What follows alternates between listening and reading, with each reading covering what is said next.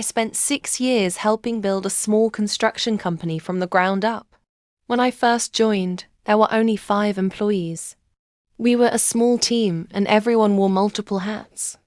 I worked weekends, answered late-night phone calls, skipped vacations, and even came in on holidays whenever the company needed me. I trained every new employee and treated the business like it was my own. My boss often looked me in the eye and said, "One day, when this company becomes successful, I'll never forget everything you've done." I believed every word. Over the next 6 years, the company grew faster than any of us expected.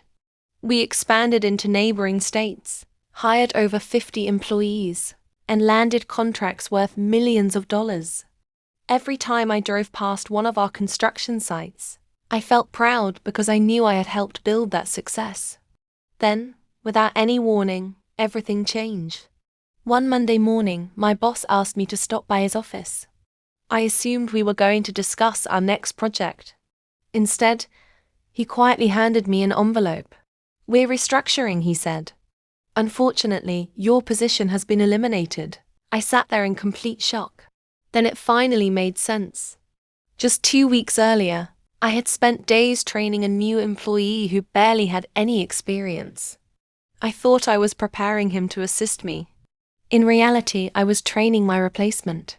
When I asked my boss why this was happening after 6 years of loyalty, he didn't even hesitate. "You're too expensive," he said. "We can hire 2 younger employees for what we're paying you." That was it. No thank you. No appreciation. Just 6 years of hard work erased in less than 5 minutes. I packed up my desk, wished my coworkers the best, and walked out without arguing.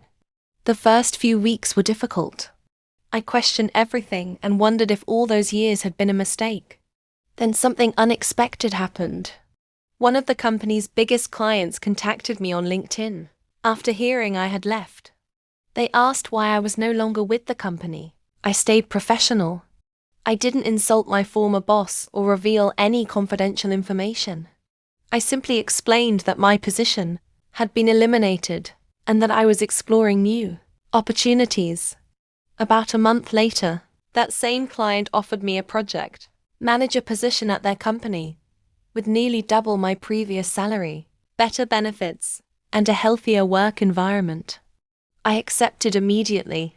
For the first time in years, I worked for a company that genuinely valued its employees. Hard work was recognized, managers listened to their teams, and people were treated with respect.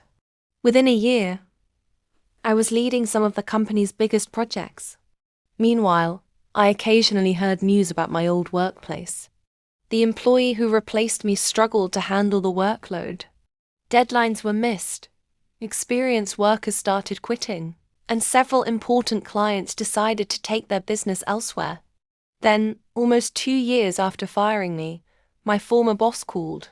His voice was much friendlier than I remembered. "We've been growing again," he said. "I'd really like to have you back." I almost smiled. The same man who once said I wasn't worth my salary was now asking me to return. When he told me the salary, it was still lower than what I was already earning. He asked if money was the only reason I was saying no. I answered honestly, "No, the reason I won't come back is because once trust is broken, it's almost impossible to rebuild." There was a long silence. I wished him and the company the best, then ended the call. Looking back now, losing that job felt like the worst moment of my career. But it turned out to be the opportunity that changed my life. Sometimes, the greatest revenge isn't arguing, getting even, or watching someone fail.